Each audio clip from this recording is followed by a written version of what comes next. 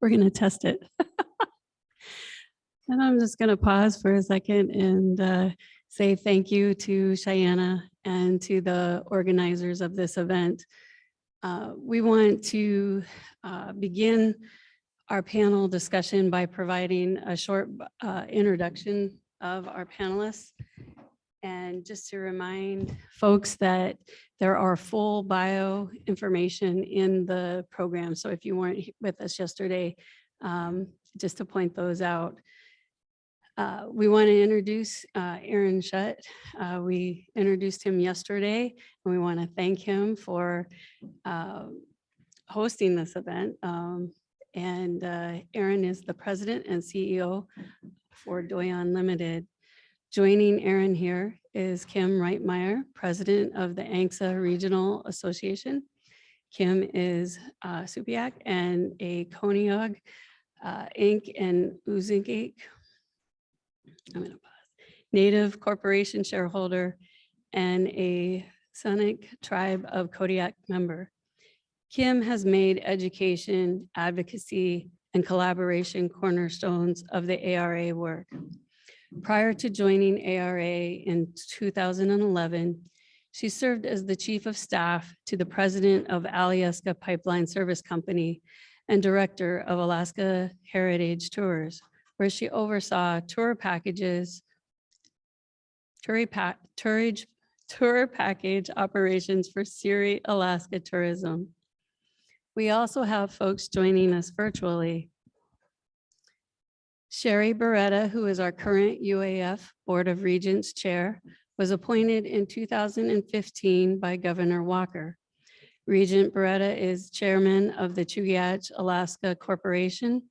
She is also director of the Native American Contractors Association and serves on the board of directors for the Alaska Federation of Natives, the board of directors for the Alaskan Standing Together, the Tatatilik Corporation Board, and the Russian Orthodox Sacred Sites in Alaska.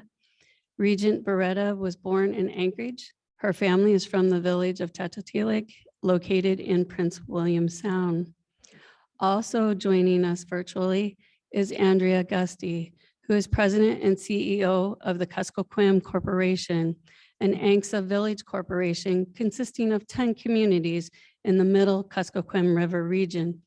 Andrea is the daughter of Cheryl Jerbeck of Aniak and Andrew Gusty Sr. of Stony River.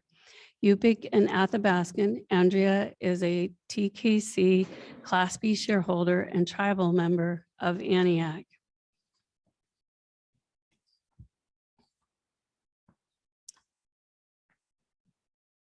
At this time, I'd like to give each member of the panel a few minutes to share on the topic of economic impact in Alaska. After the sharing, I will be asking a few questions. We want to make sure to leave time for questions submitted from the in-person audience and online participants. So just a reminder, for those of you here in person, there are cards on your table to jot your questions, and those online, you can submit those via the chat.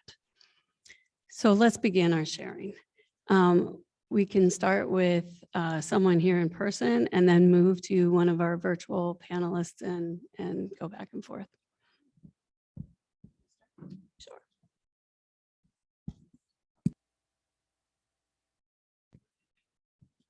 Testing, all right. So I didn't want Anthony to feel bad, so I have a PowerPoint as well.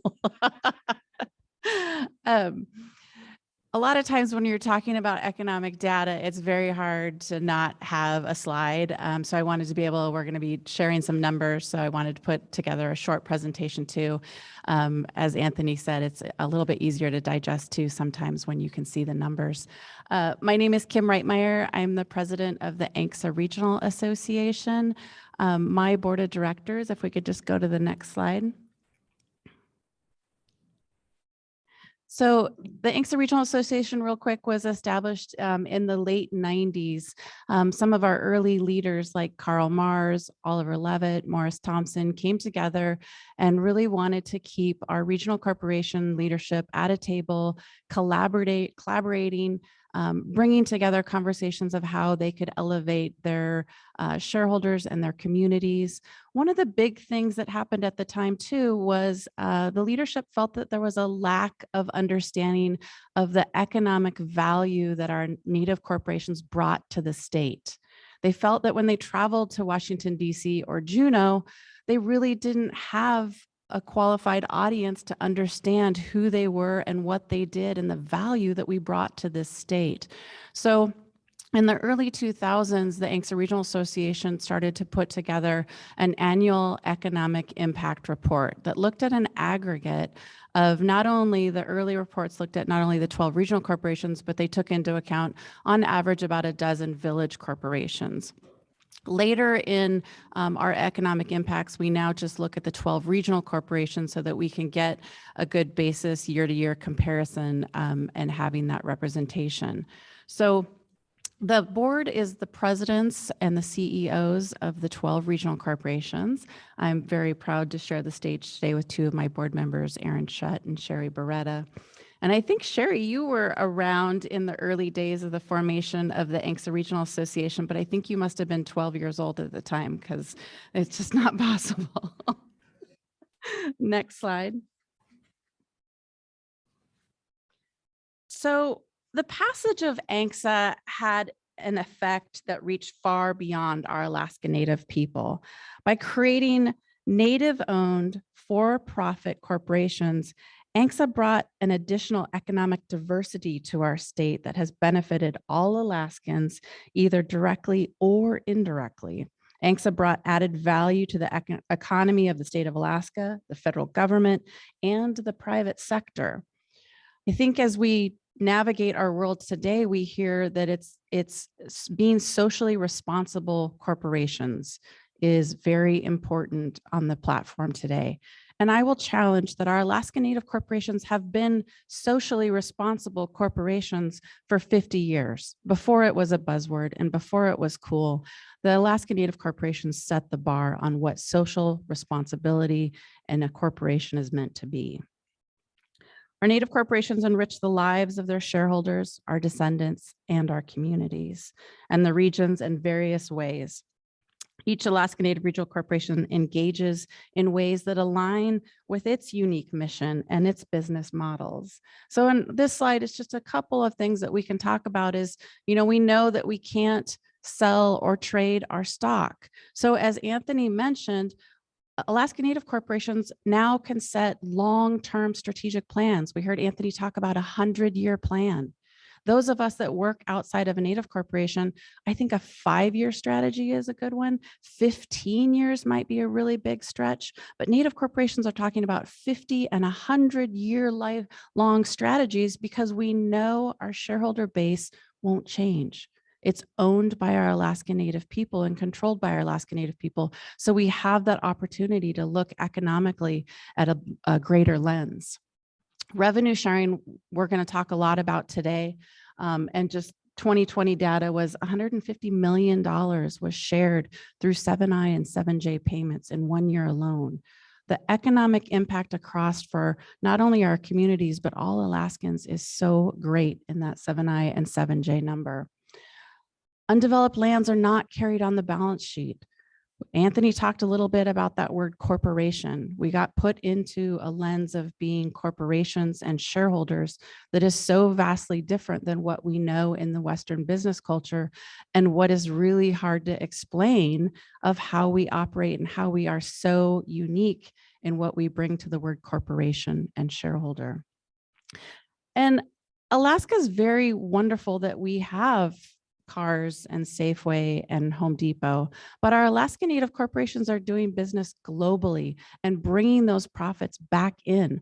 All are headquartered here, doing business primarily for our Alaska Native people and our communities. So our Alaska Native corporations have really diversified our economy. Next slide.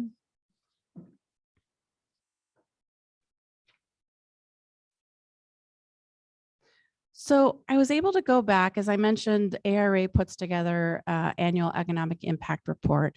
And as we have gone through the years, we've obviously captured different data in different ways. Original shareholder base, I've heard everything from 64,000 to into the 80,000s. But going from 64,000 to today, we have over 150,000 Alaska Native shareholders within our 12 regional corporations. Huge growth within our shareholder base. But then you start to look at some of the other numbers that we capture. Scholarships. I think scholarships, the first time we captured data was back in 2000. So just in those short 22 years, we've gone from $2.5 million to over 12.3 million. I think on average, we're about on a 5-year rolling average over $15 million per year for scholarships. 1 year alone, nearly 5,000 individual scholarships have been awarded. When we start to look at dividends that have gone out to our shareholders, in 1991, I have a recorded of $750 million that went out. And then in 2010, 2000, we jumped to 52 million. And in 2020, it was 217 million. So 3 times the growth in that amount of time is pretty significant. And then when we look at donations, 5-year average of about $22 million per year in donations from our regional corporations. And this does not count donations to the nonprofits. This is just donations out the door. When we look at employment numbers across our 12 regional corporations, in Alaska, over 16,000 people are employed by our 12 regional corporations. Globally, more than 57,000 employees. Next slide. Cultural values at work. Those corporations are putting together the cultural values embedded that Anthony talked about as well. And out of the top 49er, Alaska Business Monthly has the top 49er business every year. And out of those top 49 businesses last year, 25 were either Alaska Native regional corporations or Alaska Native village corporations. That's astounding in the top performance of our privately owned businesses. When you look at revenue from those businesses, 62% of that revenue is generated from our regional corporations. And if you add in about 11 or 12 village corporations, it turns it up to 79% of our Alaska Native corporations contributing to the revenue for private owned businesses. Jobs in Alaska, 70% of the jobs in Alaska come from our Alaska Native corporations. And on a global scale, it's 87%. To date, more than $4 billion has been donated or has been allocated to dividends to our shareholders. And obviously, if you're going to pack the biggest suitcase, we're going to pack it in education. So our largest over there is that more than 58,000 individual scholarships have been awarded for over $119 million since we've been collecting data. As Anthony mentioned, again, the opportunity is our next generation, and education is the common thread that unites all our Native corporations. Next slide. Revenue sharing, we're going to talk about it. I don't want to jump into it here, but on a 5-year rolling average, about 211 million per year through 7I and 7J revenue sharing. I will state that every Alaska Native regional corporation has had periods when it received more 7I payments than it paid out. So that means that each of the 12 Alaska Native regional corporations, and therefore its shareholders, has been a Selection 7I beneficiary. Next slide. Beyond the data are the very important numbers, the elder benefits, language assistance, cultural camps, all the additional things, advocacy, training that our Native corporations do that really make that full, build upon that full constellation that represents our Alaska Native people. It's our regional corporations, our village corporations, our tribes, it's our nonprofits that make that constellation. And we're so uniquely Alaska and so unique of the people that we represent. Last slide. I grew up under the promise of ANCSA. My grandfather was on the first interim board of CONIAG, And my father was on the first elected board of Coniag. And my father always told my brother and I that our opportunity was here.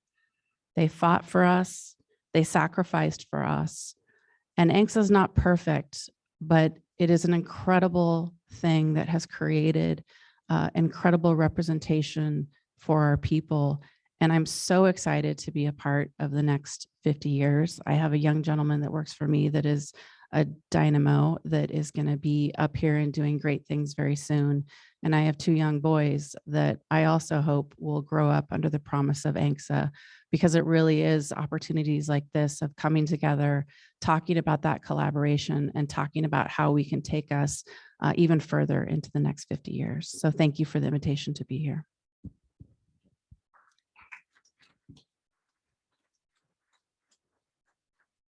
Thank you for that. That was a great start. I'd like to give opportunity to either Andrea or Sheri to share next. So we'll just start, as I tell my students, I'll start in the Zoom circle. Andrea, you happen to be at the top. If you'd like to lead us off, that'd be great. Absolutely. Hey, good morning, everybody. As was mentioned, my name is Andrea Gusty. I'm president and CEO of the Kuskokwim Corporation. TKC, as we call it, was formed in 1977. So as we know, ANCSA turned 50. We just turned 45 or 45 in about 10 days. What happened was in 1977, 10 of the village corporations located on the middle part of the Kuskokwim River merged together. Our elders knew we were stronger together than apart, and they were absolutely right. So we have Lower Calskeg, Upper Calskeg, Aniak, Chwath, Gluckna, Piemute, Crooked Creek, Georgetown, Red Devil, Sleetmute, and Stony River. And today, TKC is one of the largest village corporations in Alaska, and we are the surface estate owner of nearly 1 million acres of land on the middle Kuskokwim River. Our more than 4,200 shareholders are connected not only by the river, but also by our culture, our land, and our values. And I think that's the beauty of ANCSA corporations, is that we are all connected.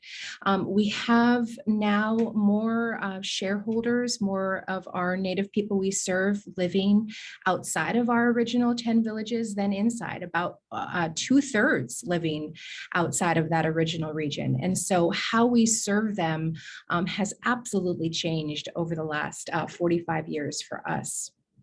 As I think about the impact of ANCSA corporations on Alaska and on the Native people that we serve, I know that so many of them, so many corporations are doing such good work on the statewide, on the national, on the global scale. I have to look at what we're doing, because that's what I know best. And we have been focused on the model here at TKC of making our money in the lower 48 and then bringing it home to Alaska and investing in our region. And we've been able to do that over the last couple of years. I have employees working in 40 states, 3 countries, and Guam, and our model again has been to make that money on the outside and bring it home to do good for our shareholders. We are coming off of our best year ever in 2021, and we make that money again to bring it home. And we are focusing on what we can do to have a real impact, especially on the challenges that many rural Alaskan communities face. So those challenges, we now have projects in process around the cost of living, housing, training, and workforce development, and energy. We know Alaska Native corporations across the state. We're trying to tackle those big picture problems, but it's sometimes hard to know where to start. And if the solutions were easy, they wouldn't be problems anymore, right? So when we started looking closely at the core challenges a few years ago, we realized that a lot of it would take time. It would take partnerships, people across the state to bring them over the finish line. So we started focusing on quick hits and what we could do to have immediate impacts while we were working on those bigger picture items. And our answer was to start at the individual level. You know, a lot of times you hear ANCSA corporations, we got to think about everybody, right? Because we are global businesses at this point, 50 years into ANCSA. But for us, we really wanted to focus on the individual. And we worked around this model of, if we can help the individual rise up, their families, their communities, the entire state will rise up too. And so for energy, we decided to change out all the incandescent light bulbs in the region, to cost-saving, energy-saving LED bulbs. And we did it at no cost. It was just purely from our corporation profits. We changed out 10,000 light bulbs in about a month. And then it was so successful that we decided to make those same light bulbs available to all TKC shareholders worldwide, because we do have shareholders worldwide. It turned into the first few phases of the Brighter Future project. And we have focused on the region for that. And we worked with the Office of Indian Energy on these big picture roadmaps for energy in our region, new equipment upgrades, feasibility for renewable projects, and weatherization for homes. And we're working on those action plans now. And we will have 2 renewable projects in process by the end of the year. And that's super, super exciting for us. The next big one that affects everyone in rural Alaska, of course, is the high cost of living. We at TKC came up with a store model, a general store that we operate out of Aniak, which is our hub in the region. We operate it as a break even, and it exists solely to lower the cost of living by offering affordable groceries and household items. In fact, Gweek Run store, which translates to River Run store, is our only business that I do not want to make a dime on. Again, it exists solely to lower that cost of living in our region, and it's working. We used a half gallon of milk as our model for kind of benchmarking. Anybody who lives in rural Alaska knows it's hard to get fresh milk in, right? It's heavy, it has to be chilled, it has a very short window in which it can be sold. And so we were successful within our first month of opening of lowering that price of a half gallon of milk from $9.99 at the store that existed to $6.49. It's still higher than what we can get here in Anchorage, but it's something, right? And we're building on those wins. Both of those projects, we used our own profits as a corporation, which led us to wanting to do more good in the economy in rural Alaska than we were able to by ourselves. So we started a nonprofit, and we quickly found that the world of grants is an entirely different beast, but we are pursuing some major grants right now, building on studies that have sat on shelves for many, many years, and to chip away at those problems in rural Alaska and strengthen the economy out there.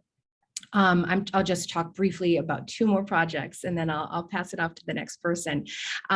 We were successful in obtaining a Wood Innovations grant from the U.S. Forest Service, and we are partnered with the Cold Climate Housing Research Center there in Fairbanks, and we are designing, as we speak, a new type of home for rural Alaska that combines traditional knowledge and modern energy efficient technologies.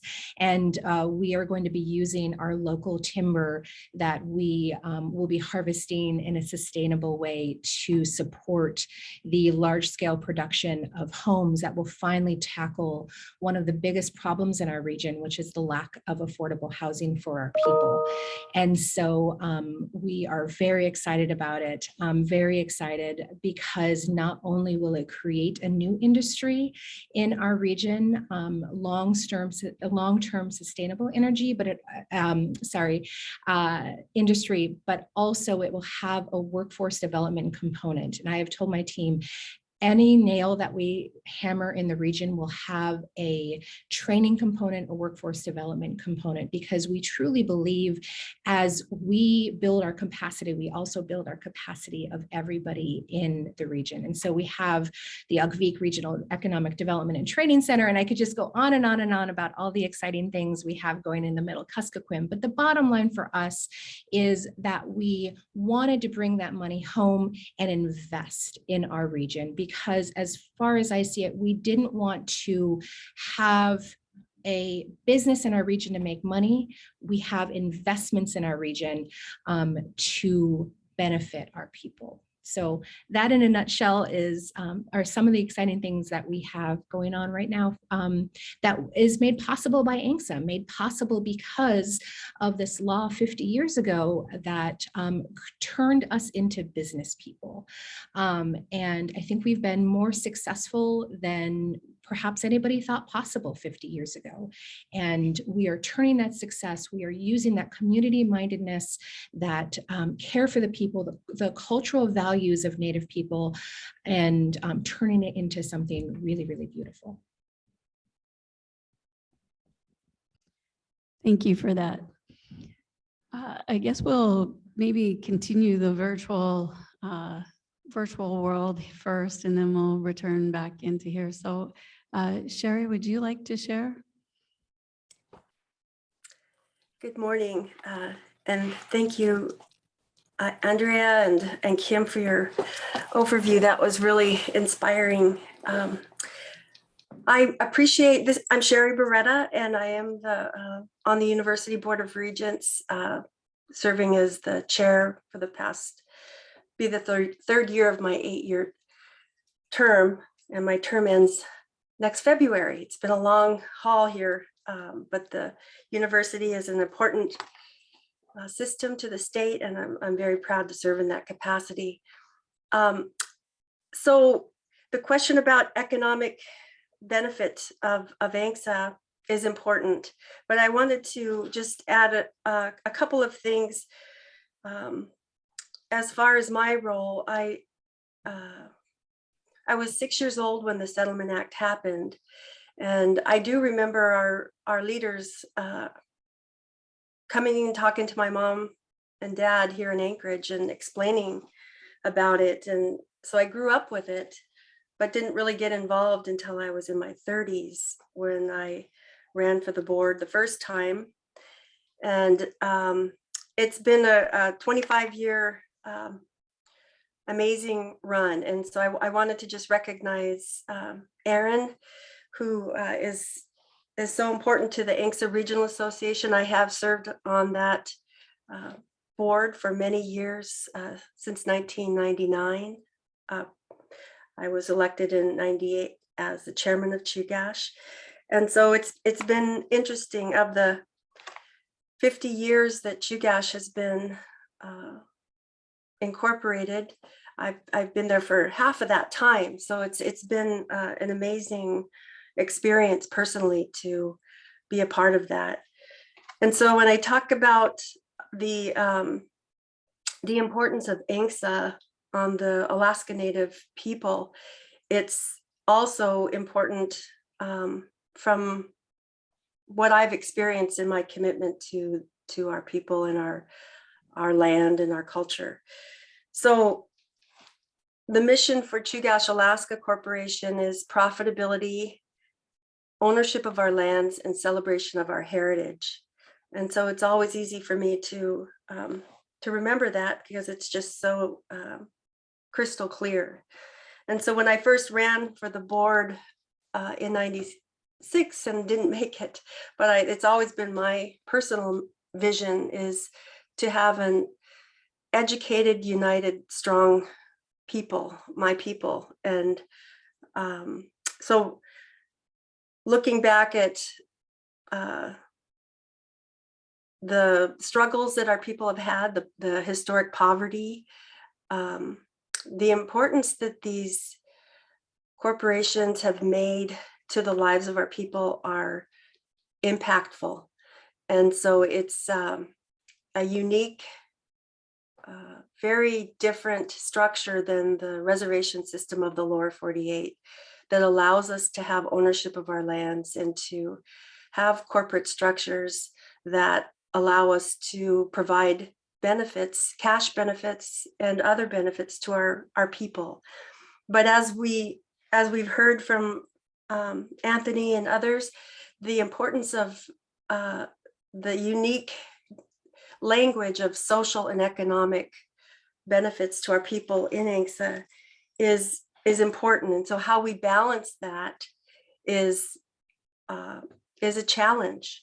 And many of our corporations, including Chugach, have struggled along the way. So I thought I would share with you just a brief timeline for Chugach, that the Settlement Act happened in 71 of December. Everybody knows that. We just celebrated our 50th year. Chugach incorporated in June of 1972. And then it wasn't until 1981 where we had the CNI agreement with the federal government to have a meaningful land settlement, because our original land settlement was mountaintops and glaciers. And so we didn't have meaningful land that we could actually use.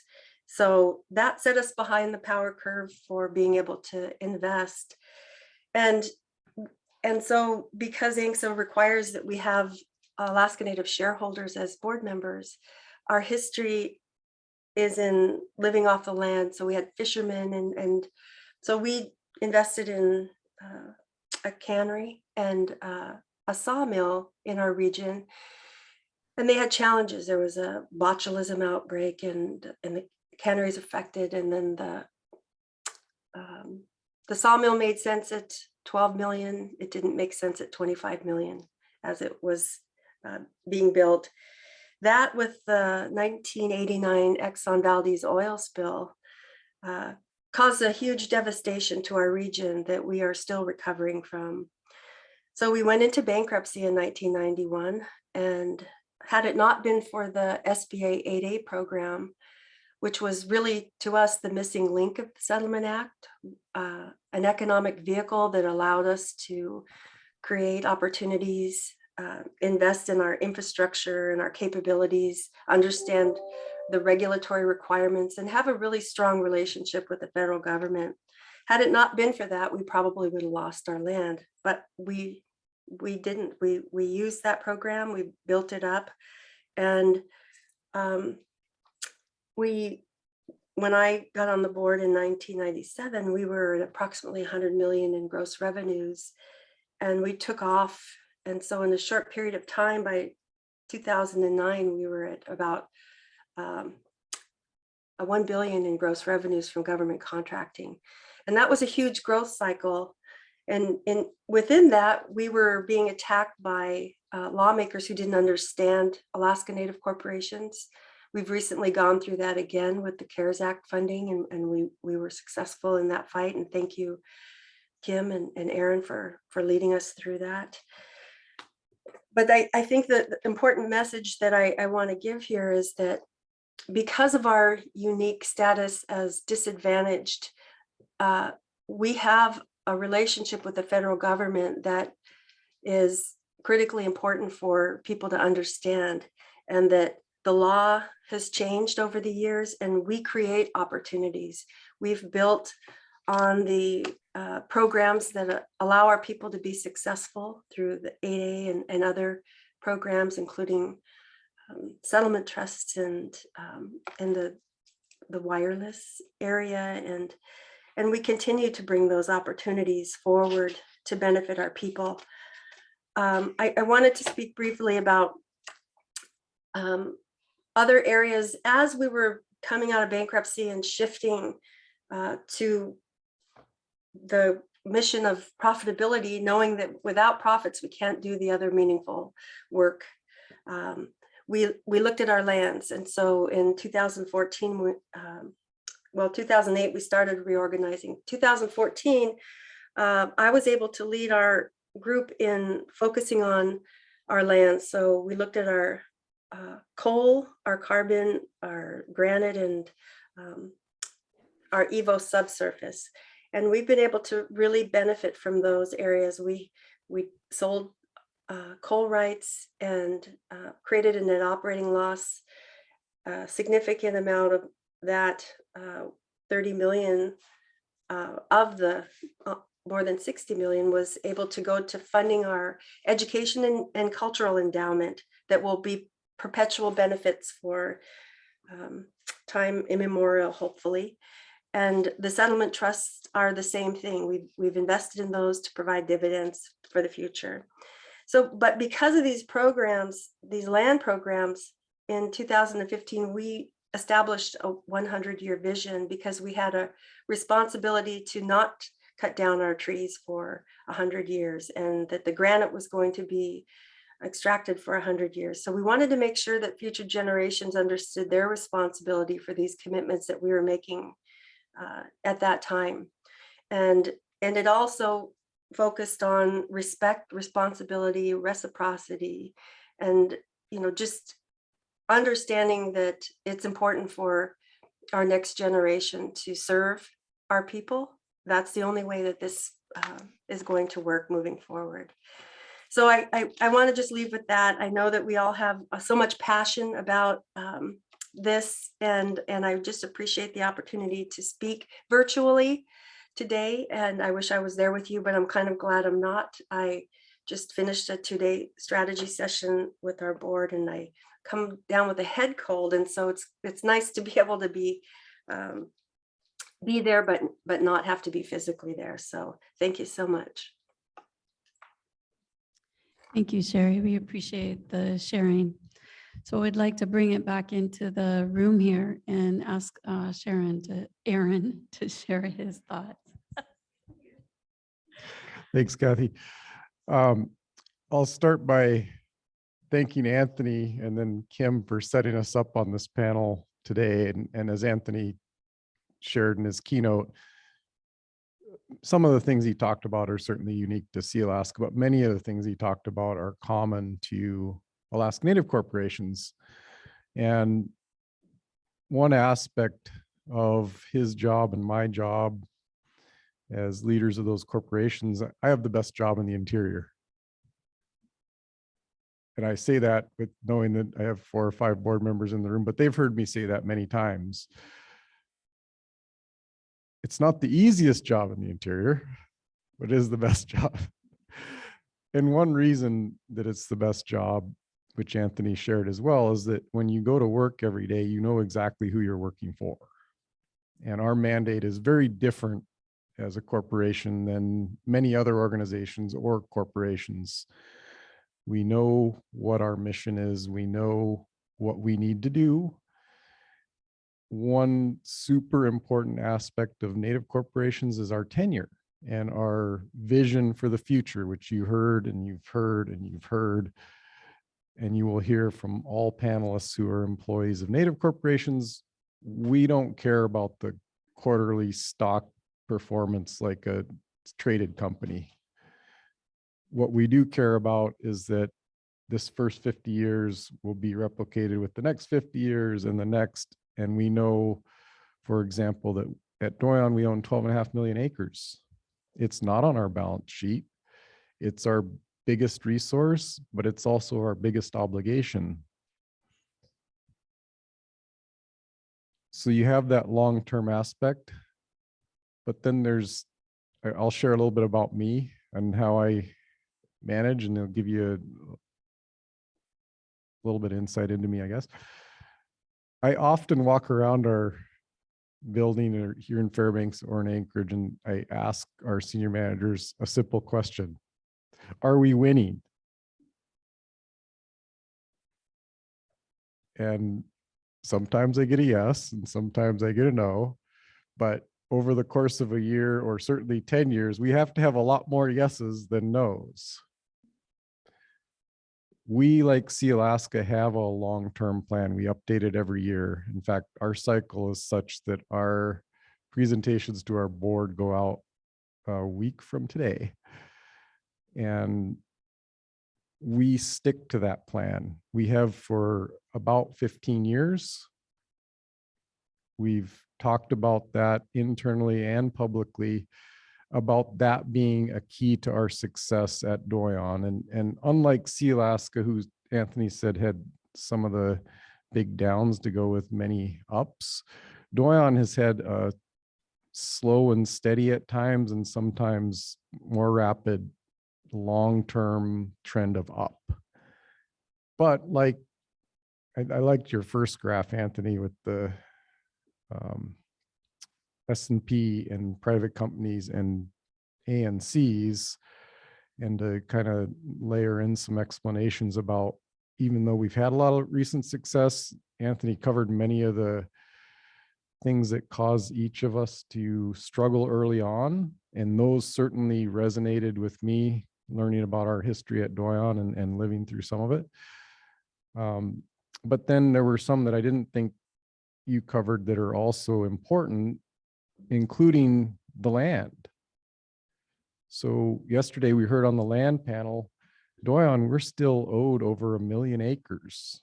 And every year we spend significant effort and money with the federal government trying to get our land entitlement that we earned our share back, as Richard said yesterday, in 1971, 72. And we're 50 years later still trying to get that and spending money and time. And we don't get compensated for that, nor do we get compensated for all the other costs of our land management, our biggest asset not on our balance sheet. And we have to spend a lot of time and effort, for example, and you heard Jamie Miranda yesterday talk about our trespass efforts, coordinating somewhat with the state of Alaska, but never sharing the costs of monitoring our land to keep trespassers off of it.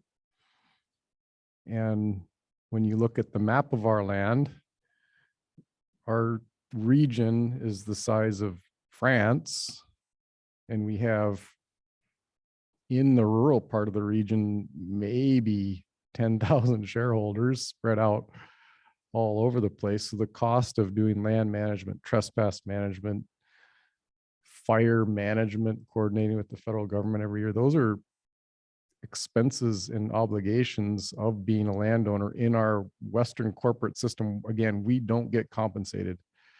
So explaining some of that performance over those years, those are drags on us as managers and corporate obligations we have. So those are, again, some of the perspective on our success. But ANCs, and especially in the recent couple of decades, including Doyon, have had tremendous success financially. I think one reason is because our early board members, our early community leaders, our early traditional chiefs, early in the sense of ANCSA, 1970s, 80s, emphasized education. Anthony covered that. They said, and I specifically, my grandma Laura Sanford and Toke and Chief Andrew Isaac and many others in part of the world I grew up in, had said the same thing to me.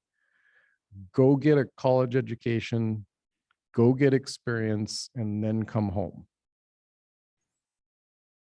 So I know there are a bunch of students watching, and many of us deliver that same message, but I don't think it can be said enough, because we're still not quite there.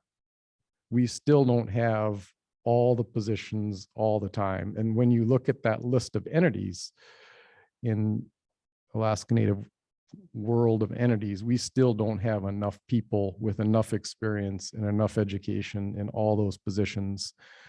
And you look at our demographics, Doyon had 9,061 original shareholders in 1972.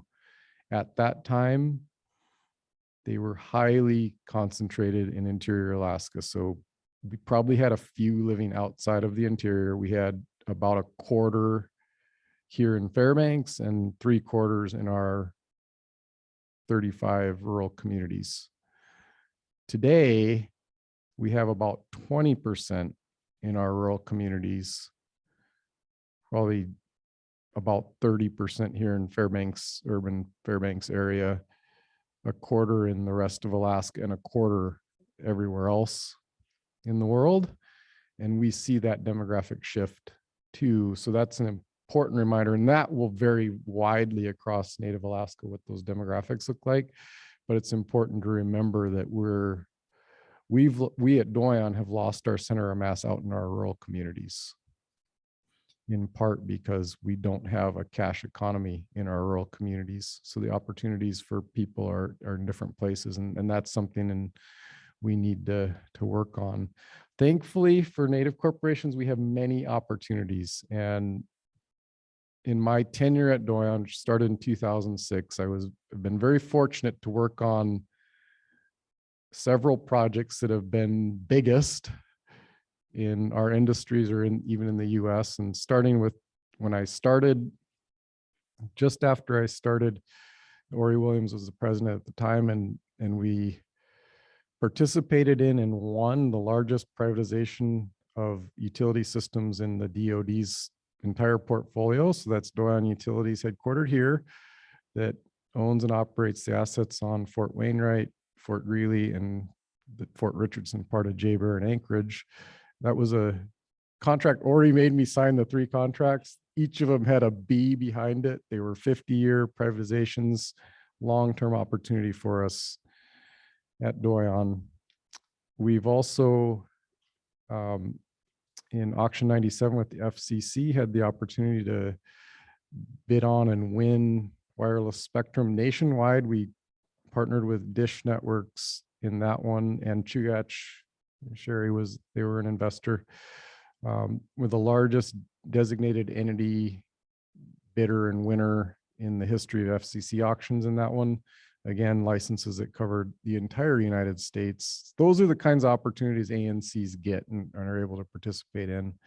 And then most recently, our Rig 26 project, which we own, operate on behalf of ConocoPhillips, is the contract, long-term contract for that rig. That's the largest land drilling rig in North America.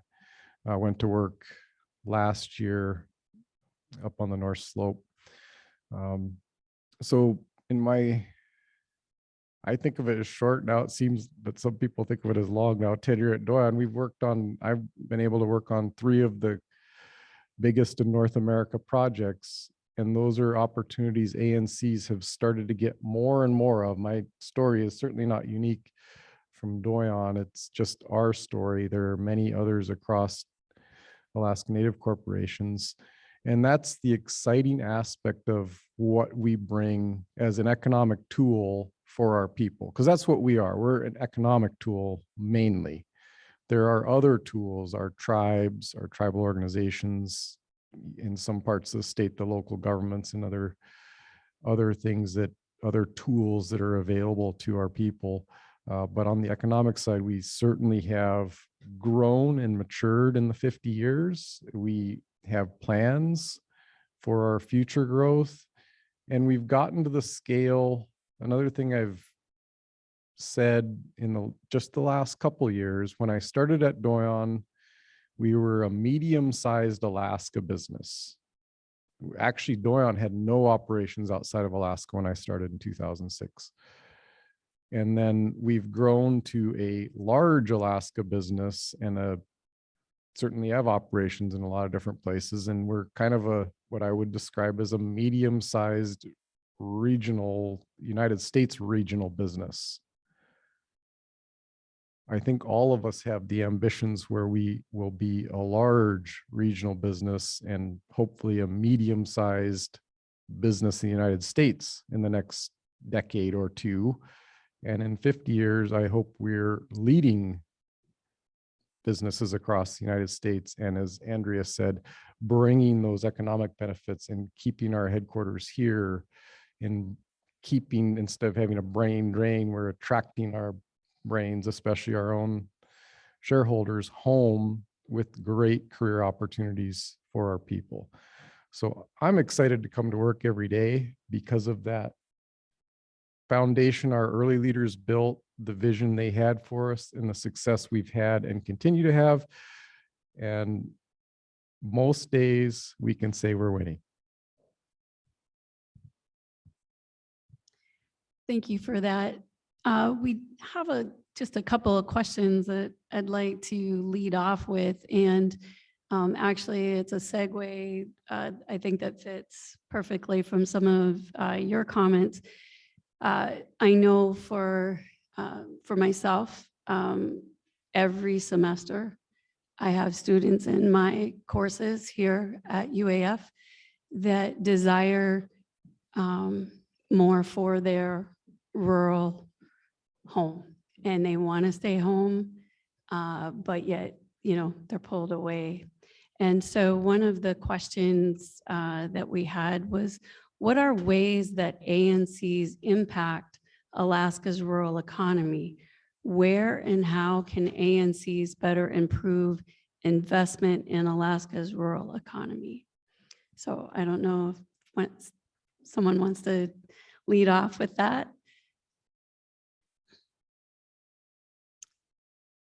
I guess I can stand the microphone and then somebody else can fill in behind me. There are a couple different things I wanted to hit on. One was when you go back to the vision of the Congress. Now, this wasn't necessarily, I don't think, the vision of our Alaska Native leaders at the time, maybe for some of them, but certainly not all of them. The vision of the Congress was that ANCSA was a real estate transaction, as Richard Glenn said yesterday, but also a resource development opportunity. The vision of the Congress was that Alaska's natural resources would create opportunities for these regional and village corporations to develop rural and local economies. That's pretty explicit when you read the congressional history and testimony of people. That has played out in a few places, but certainly not all. And in the Doyon region, we know that we don't have on Doyon land an operating mine, an oil field. We haven't had commercial timber. So it hasn't yet played out in our region.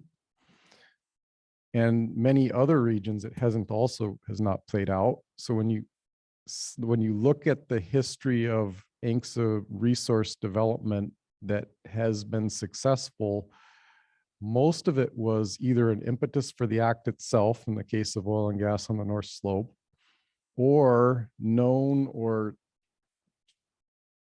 almost certain at the time of the act. So when we look at that, so you've got oil and gas on the North Slope, oil and gas in Cook Inlet that was in production. Certainly people could see the timber resource in Southeast and South Central Alaska, and that was commercially viable for many years in the traditional sense of harvest. Red Dog Mine, we heard Nana talk about that yesterday several times. That was a known deposit at the time, and that's the only major producing mine on ANCSA lands in the 50 years. Those are the basis for the 7I that Kim shared. So there are others, certainly Donlin on Chulista TKC area and other known deposits, but our resource history is a little bit slow compared to Congress's vision. And again, I don't want to speak for other regions. Everybody has their own vision. In our Doyon region, we think that there are opportunities in certain parts of our region for mineral development in the next 50 years that will help sustain those rural economies and create those local jobs. One that is important that's not on a Doyon project, but the Mancho and on Tetlin tribal land, which the Tetlin tribe fully supports. Doyon, we've supported that project as well, even though it's not ours and we don't have any economic interest in it, because we see that it will sustain the local economy of our Doyon communities in the nearby area. And I'm quite familiar with that project and grew up in Tok, and I know the Kinross folks are here today. But that's the kind of project that can create many more opportunities once you have infrastructure in our rural communities to support a resource project turns into other opportunities. One other point I want to make before I hand it over to someone else is that, like Anthony's list, there are many opportunities for us that are not revenue generating for Doyon. So broadband, we heard, is a challenge in many parts of rural Alaska. It's an impediment to economic development. Some of the things you mentioned even in your question. Last year, NTIA put out a notice of funding opportunity for broadband in Native American communities. Doyon put in an application for a fiber optic project that would serve Yukon River communities from Fort Yukon to Tanana, fiber to every home, so middle mile and end mile. We partnered with Ghana U. Dina is the CEO. She's here today. That's the village corporation for 4 villages in the middle Yukon. They were taking it from Tanana to Holy Cross. Again, middle and end mile, and then partnering with Chalista, and they have people here today who would take it overland to the Kuskokwim and down to Bethel. So that was 3 applications in that, again, wouldn't do anything economically directly for Doyon, Kaniu, or Chalista, but are opportunities to make a huge step change in each of those communities along the way, offer that opportunity to do remote work or whatever, establish a business that can be somewhere with broadband, but can't be somewhere without broadband, which is certainly the next generation of business opportunities. Almost everything relies on infrastructure, including broadband. So that's one thing we've put significant effort into. We're very hopeful that we're awarded at least that first project, because we're hopeful that all 3 projects get awarded, but even the first one creates the infrastructure that you can then build on to keep it going. So those are things that ANCs will do that, again, are really only around our mission of supporting the social needs of our shareholders in rural Alaska. Thank you for that. And our Zoom students will thank you for that broadband as well. Somebody else would like to respond to that question? Hi, this is Sheri. Just doing a time check. Did we have past 11 or are we gonna, I'm just wondering how. We've got a couple minutes to finish this and then we'll open it up to the questions being submitted. Okay, thank you. So I would like to respond to that. I think this is a big question for the state of Alaska, because I believe our Alaska Native corporations are really the third leg of the stool for our economic future. And so the other stool being, of course, the oil industry, and which really was the catalyst for the Settlement Act, and then the military. But I think Kim put this out there in her presentation that, Alaska Native corporations mostly import their profits into the state. Many of us have our corporate offices in Anchorage and Fairbanks, and so we are going to be here for the long term. We are just getting to a place where we can have the ability to invest in our regions. And it's complicated because the subsistence economy and the cash economy sometimes collide. And so our mandate to protect our lands for future generations so that they can subsist and live off the land, which our people have done for thousands of years, is important. But we can do development in a sustainable way as well. And I think that it's all about balance. And so as we look at development on our lands and creating opportunities, whether it's in our communities directly or on our lands adjacent to our communities, we have to keep those things in mind. So when Chugach, Alaska, and when I was actually presented with this opportunity to bring the carbon sequestration market to Alaska, I jumped on that. We went to the California Air Resource Board and lobbied to include Alaska in their inventory, and we were successful. And that has been a huge benefit to us, and it goes to that 100-year plan. But looking at other ways to benefit. So we sold our coal rights and retired those coal rights and profited from the net operating losses. But we are looking at ways to develop our lands. During the oil spill, 240,000 acres of surface estate was sold to the Exxon Valdez Oil Spill Trustee Council, which created a split estate for Chugach, Alaska. And we currently have legislation to deal with that conflict and to hopefully trade the federal government so that they can have the conservation easements that were desired during those transactions. But the reality is we own the subsurface, which is the dominant estate. And if we choose to develop those lands, then it no longer is a conservation easement. And so we're trying to fix that situation. But as I said in my opening comments, I believe that the Settlement Act is a living act, and it has changes, and because of, as Aaron said, they're still trying to resolve their land settlement. Many of our villages and regional corporations are still in that mode. So 50 years after the Settlement Act, we're still looking at that finalization and how we can either monetize our lands, develop them, or conserve them to benefit our shareholders today and into the future. Thank you. Can I add one thing? I want to kind of build on something that both Aaron and Sheri touched on. You know, when it comes to what can ANCs do to benefit the economy of rural Alaska, I think it's partnerships. I think it's being the catalyst for partnerships. Aaron talked about, you know, the patchwork of different applications for broadband alone, right? It's regional corporations with village corporations with tribes, and we find that the most successful projects are absolutely when people are at the table.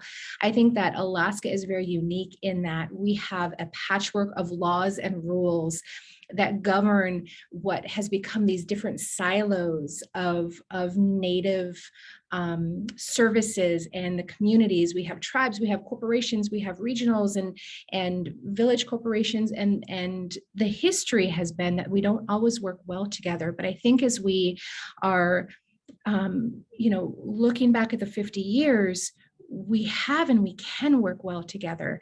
And when we break down those silos and take a step back, and we are all working for the same people, we are all working for Native people, and we are working for the state of Alaska, and we are successful when we partner. And when it comes to development, it was mentioned a couple of times, and I'm sure it came up in the land portion. But, you know, on TKC land, we have one of the largest potential gold mines in the world. And it is on TKC surface estate as the village corporation, and Chillista subsurface. And I think that we have the obligation to all of our shareholders and to the state of Alaska to look hard at that responsible development. And here at TKC, we have a set of policies that govern how we look at projects, and everything must be in balance. As Native people, we recognize that balance in every part of our lives. But for TKC, when we think about development must always be in balance with traditional use and also conservation. And so when we're considering a large potential development project, we need to ensure that traditional use and conservation rise up with that. And so we are working absolutely, as I know so many Native corporations are, on that issue of how do we achieve responsible development of resources for the benefit of all Native people that we serve. And it's definitely a question that we are working on, as so many of us are, and really feel confident that we have things in place to be able to do just that, to make sure everything's in balance, that partnerships are key, and we can move forward into the future together, because it's an exciting future with everything that everybody has going on. Thank you for that. Appreciate that response. And I'd love to give Kim an opportunity to respond if she would like to. Okay. So we have one question that was submitted to us from the online world. And the question was, can you tell us approximately how much ANCs have paid over the years in federal and state corporate taxes? What can be done to equalize the tax burden for Alaska Native Corporation shareholders?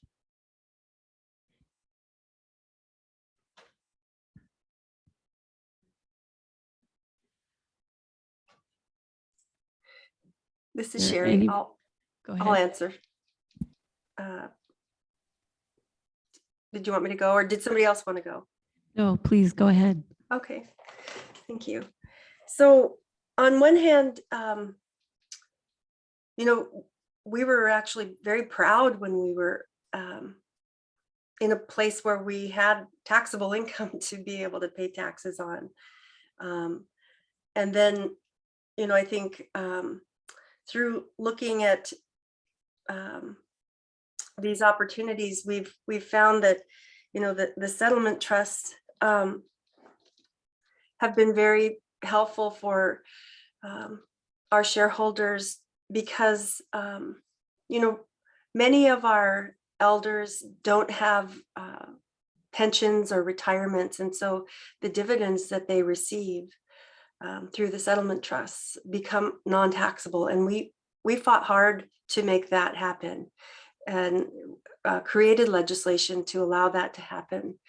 We've also fought hard to create opportunities for our settlement trusts to be vehicles for building their balance to be able to perpetuate distributions outside of our operating companies that can be volatile depending on what market they're in. And so Carl Mars, you know, has I've worked with Carl on these settlement trust issues to be able to provide tax relief for directly to our shareholders and then to our corporations as they fund the settlement trust to take advantage of tax benefits.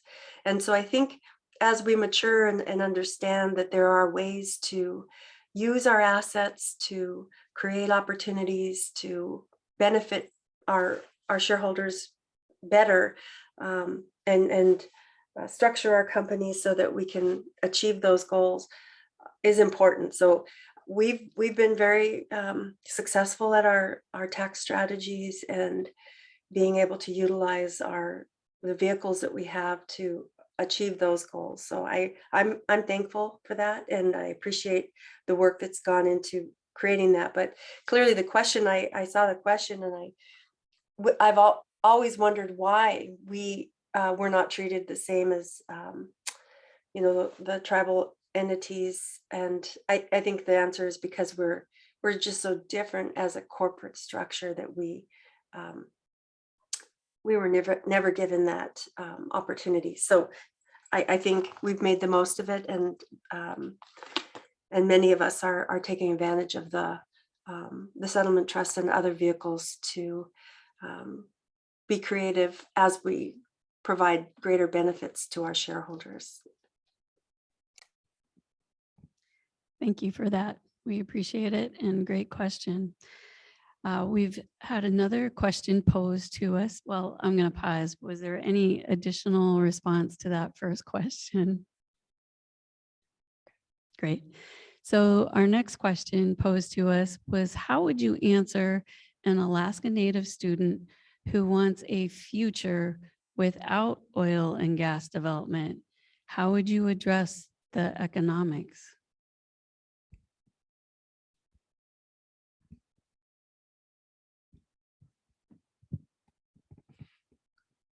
I'm probably the best since we operate in the oil and gas industry. I would not discourage that student's vision. And I would tell that student, when you look at ANCs, don't assume anything about the Native corporation until you spend the time to learn from those executives and board members about both the history of why they are in that industry, where they are currently, and where they plan to be in the future. And let's start with the premise that oil and gas itself is not a evil substance. It's created the modern society we live in and allows us to, for example, fly across the country and see our friends and relatives in a few hours, and heats many homes in many parts of our rural communities, urban communities, everywhere else.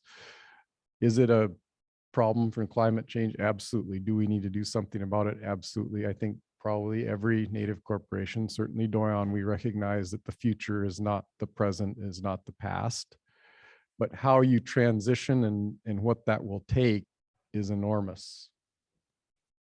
And oil and gas is not just used for heating your home or powering your vehicle. It's used for many other things in modern society. And then how do you get from here to there? The short answer is there has to be in the current technologies we have, an enormous amount of mining to create the minerals we need for the green economy with the current technology. So there are other cost benefits that go with that. And then the time it takes to transition. If we flipped off the switch of gas-powered internal combustion engines today, do we have the infrastructure in Fairbanks, Alaska to support electric vehicles?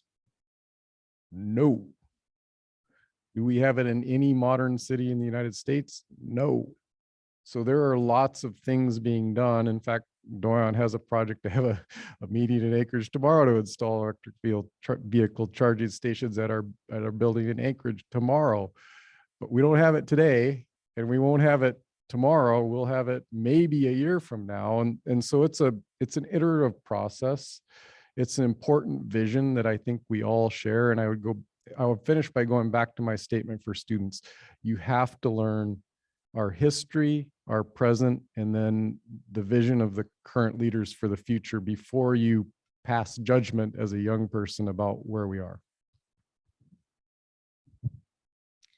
Thanks. I just want to build upon what Aaron said too, is that I've sat in a room with friends and colleagues and said, let's find a business industry that the Native corporations are not operating in. The Alaska Native corporations have complete vertical economic diversification across all business industries.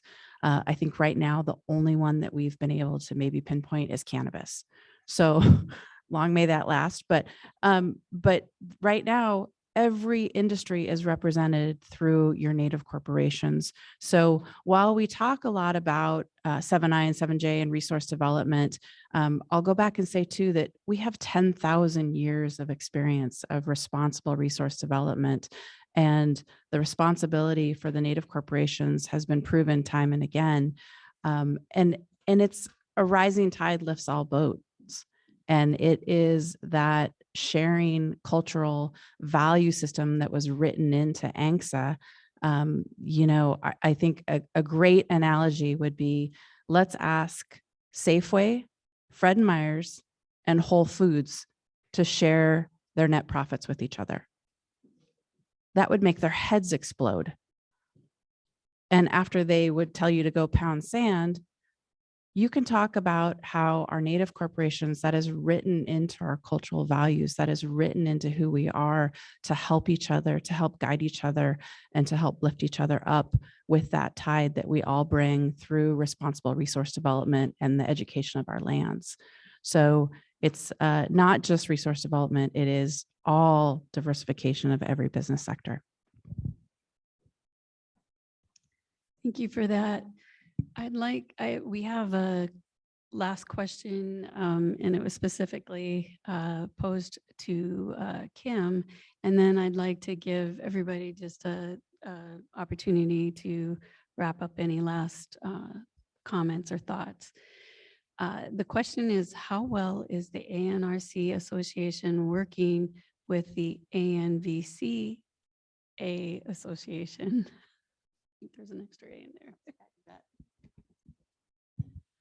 So ARA and the Alaska Native Village Corporation, ANVCA, work very closely together. Also collaborating with AFN, we recognize the importance of working and collaborating together. I'll just, case in point is, oftentimes through my career, there might be issues that cause differing of opinions, and I'll go back and talk with my dad, and he's like, we've been arguing with each other for years and it will always continue, but put a challenge in front of us, or put an opportunity where someone challenges us and we will come together. Case in point, Sheri mentioned we had the CARES Act litigation.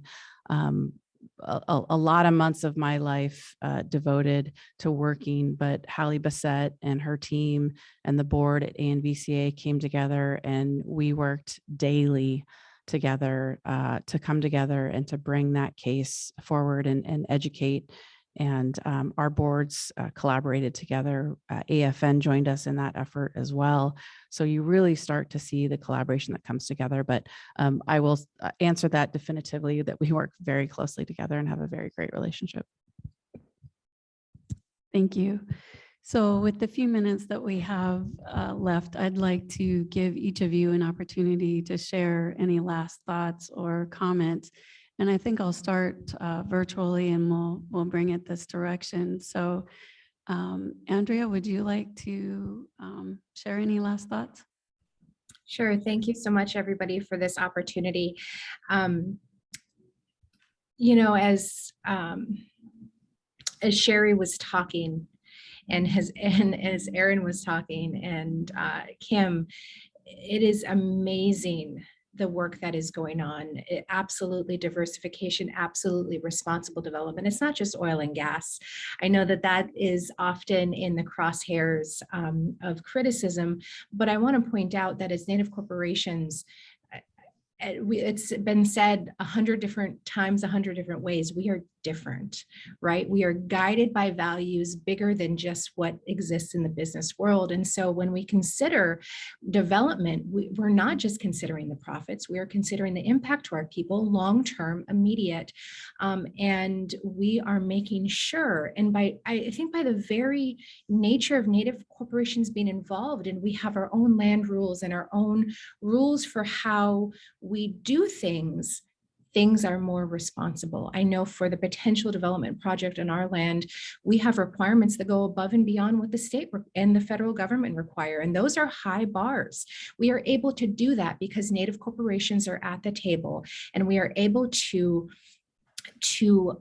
initiate that higher bar of being stewards of the land, because that's what we have been for generations, all the way back before people could even fathom, going that far back. We are caretakers, the original caretakers of this land, and we are going to do everything in our power to not only thrive for our people, but also ensure that this land, that this state, that our businesses and everything that we do for Native people continues to thrive into the future as well. So I am honored to be part of this panel, honored to be part of the Native corporation community that is doing good work every single day, seen and unseen, for Native people in Alaska and the economy of Alaska as a whole. So Guyana, everybody. Thank you so much for that. Sheri?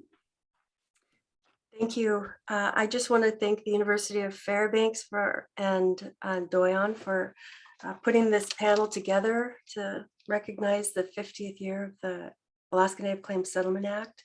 It's an important milestone. And to just say to the students and the participants that are watching this that, as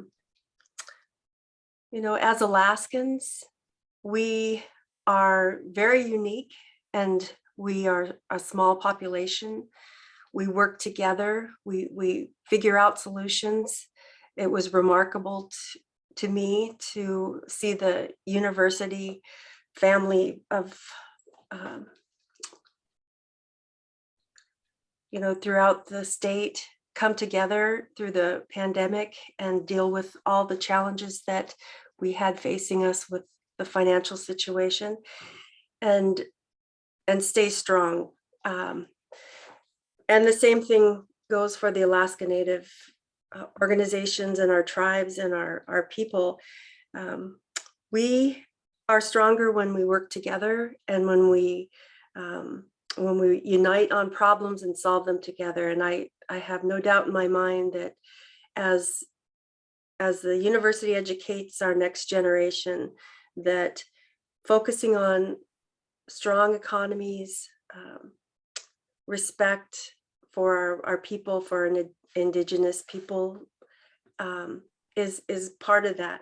Through the leadership of Gloria O'Neill, we have been able to stand up the Alaska Native Success Initiative. And that's a big step for the university and it's just being implemented. And I'm very excited about that. So, I just, in closing, want to say how inspired I am by the next generation, and just encourage you to serve on your corporations or your tribal councils or your local governments, state governments, federal, just represent and have a voice. That's how you make change, and that's how you engage. And then I just want to say, this picture in the background is our New Chick Spirit Camp out at Hinchinbrook Island. We've been running a youth and elders spirit camp for almost 30 years now. We call it God's Country, and spring is just around the corner, and I think we're all ready to have our beautiful Alaskan summer. So I wish you all well. Thank you. Thank you so much. We'll bring it here for any final comments. Yeah, thanks. Number one, I appreciate the attendance we have here and online. This is an important opportunity 50 years into the ANCSA experiment to reflect on the past 50 years, and probably more importantly, look forward to the next 50. And with the title of this panel, I think we should all be excited about the next 50 years of what Alaska Native corporations bring both to our respective groups of people we serve in our regions, but also to the state. As several people mentioned, how much we bring back home to Alaska from other parts of the world through our business operations. That's super important right now, and it will continue to grow into the future. So we have a bright future collectively, and certainly we think that at Doyon. It creates many opportunities for our shareholders that are students now and will be leaders in the next decades. And again, we appreciate Chancellor White and Dr. Stern and their staffs for helping us host this symposium here at UAF. We look forward to many more opportunities to collaborate with the university as well. I just want to say thank you very much for the invitation to be here today. It's an honor. Aaron mentioned that he has the best job in the interior. I have the best job in the state. Sorry. I get to work with the 12 CEOs, and there is not a single meeting that I leave where I'm not inspired and just comforted by the leadership that we have guiding our regional corporations. They laugh together, they learn together, and they collaborate together. And each one of them is so passionate about what they do that it is just so exciting to be a part of those conversations and hear those values guide the corporations into the future. And to be able to be a part of today, hopefully with students that will be the next generation of the 50 years to come, is just so exciting. And I can't press enough to educate and learn about your regional corporation or other regional corporations, each one so unique in what they bring to the table and what they bring to our community and our state as a whole. So thank you for allowing me to be here today and be a part of this. Thank you. Let's give these panelists a warm thank you for sharing their thoughts, their insights and ideas. I invite Cheyenne up to help give some thank yous. So thank you so much.